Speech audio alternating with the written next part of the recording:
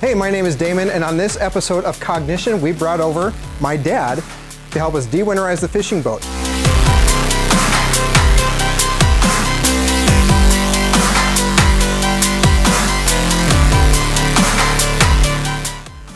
There we go.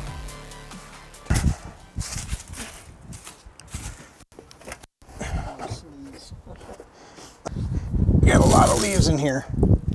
Yep, always have to clean it out in the spring, blow it out.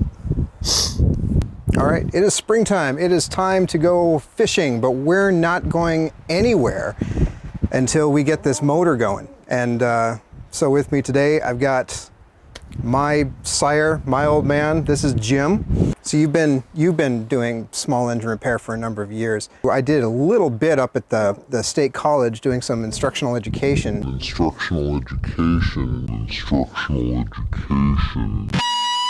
But that doesn't mean I know how to go through every kind of motor. We ran into some issues last year with this motor.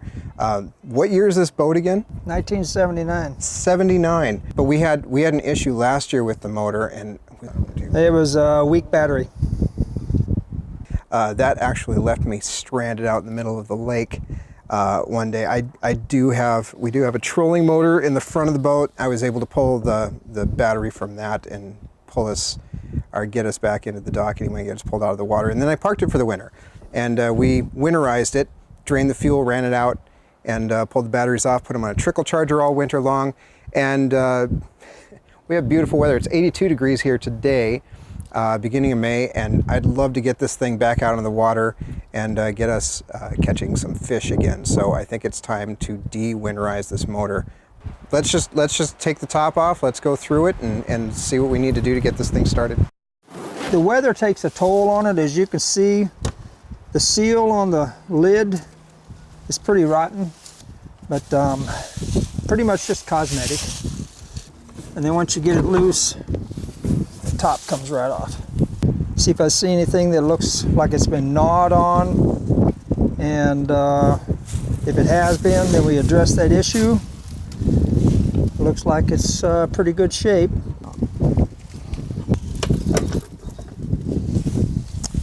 Okay, I'm spinning the prop just to make sure it turns freely, that nothing's grinding on there. This screw down here is the drain plug for the lower unit, and this one is the fill plug. And what I do is I'll take and break this one loose and check to see what the oil looks like when it starts running out. If I have water coming out with it, definitely got to change it. Yeah, it means two of us. We're going to get this bucket down here too to try to catch any oil that you lose. Not much of a bucket, more of a bowl from the kitchen, but it's going to be putting it on the ground. Oh, you hold it. So we have water. Just barely any. Okay. Oh, I don't want that to run out. So that oil looks pretty good. We had a couple of drops of water, but that could have been from the moisture sitting around the rubber seal. When I actually took the plug all the way out and got enough oil to run out, the oil is still pretty clear, so I think he's going to be okay. We're just going to give her a go. And over here is just something that I forgot to bring it with me, and my son doesn't have one, so it's an excuse for him to buy another tool.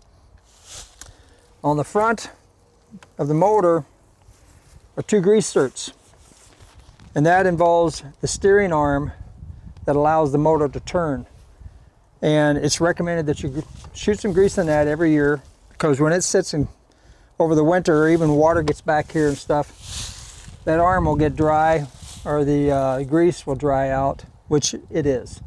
And it will move, but it's dry stiffer. now. You're saying it's dry now, so it's turning tight? It's tight. Okay. So by adding grease to it, that'll help loosen that up. Move the shifting lever forward and reverse. I want to make sure that the mechanisms are still changing here. Okay, as you can see, parts are moving when you're engaging. Looks like everything is still connected, so we're still good to go there. So that's good. Now the next thing is the battery. Okay, we have the battery on a trickle charger right now, and it's showing it picked up pretty good charge.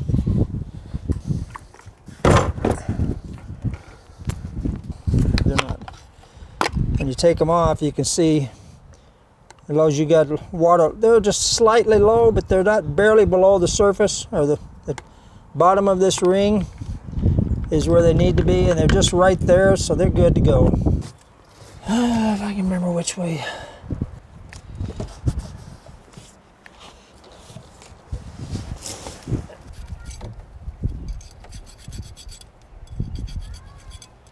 Okay, a sump pump, or basically it's your live well pump, which is running. Why am I still hearing? Oh, your depth gauge is on, or your depth finder. Oh, that's a radio. I don't remember how to turn the dumb thing off. Radio works. There it goes. I like the music, but best to leave things unhooked right now.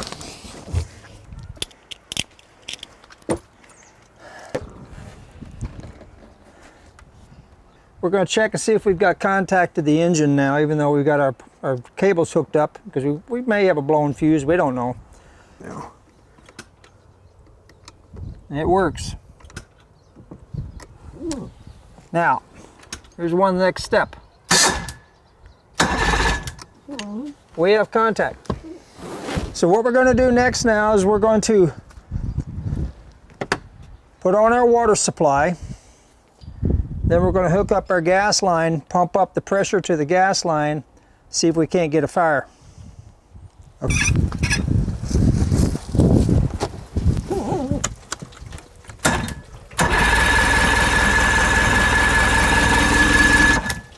I didn't hear the click, did you? Yeah, I heard a click.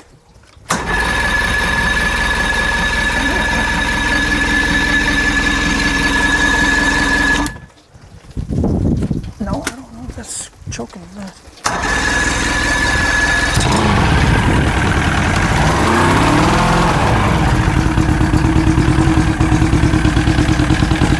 Okay.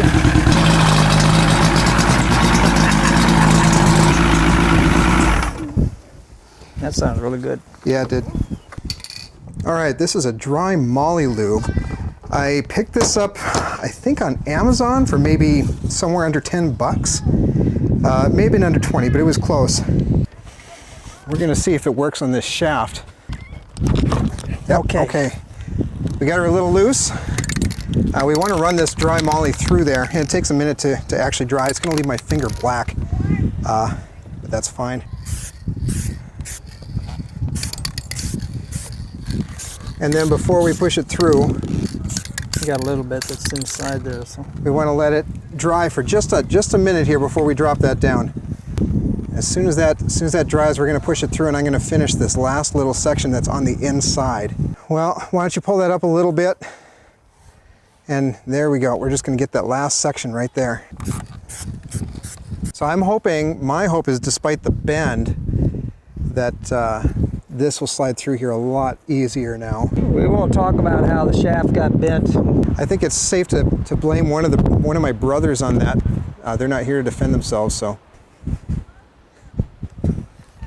Boy, I mean the shaft looks shiny now. It's got a metallic glint to it. It almost looks like just a metal shaft. See it? Oh, I mean, I can see that it's already moving more smoothly. Again, it's bent, so it's not perfect, but it's definitely moving through there a lot more easily.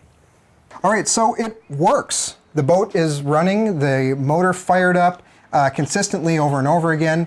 We weren't spewing gas anywhere, nothing exploded, nothing started on fire. Was a little concerned with the wiring. The wiring in the back of the boat was a little bit on the dodgy side, I think. The wiring that's in that boat's been there since 1979, and the previous owner had added quite a bit of equipment over the years, just splicing it in. So you got a lot of brittle wires. It wouldn't hurt to basically have another project and rewire the boat from front to rear. I think that would be a really good project, actually. Go in there, gut out all of that wire. There are loose wires hanging there from stuff that maybe was in there at one time and is no longer there. Just pigtails all over the place, up under the dash. I don't think I got any video of under that dash, but it's just a mess of cut stuff, Right. isn't it? And so that's what you were messing with under there. So yeah, maybe down the road, a few weeks or months, we go in, tear out all the wiring, run brand new stuff. It's going to be simpler, it's going to be safer, and everything would work a lot more consistently if we did that. Right. Otherwise, the boat's ready to go. I need to put a new battery in there for the trolling motor. I wouldn't mind moving the battery from the back to the front, but again, with the wiring issue and that wiring being so old and brittle, I don't want to have to be connecting and disconnecting it any more than absolutely necessary. So there is a compartment for battery in the front where the trolling motor goes. I'll put one of those in there. Make sure the registration's up to date, and we can go fishing. All right, everybody, thanks for watching. Please throw us a like or subscribe if you like the content on our channel. Leave us a comment if there's something that you want to say or something that you'd like to see us try. We'd love to give it a shot and learn how to do all of these things that you want to see us do right along with you. We'll see you guys next week.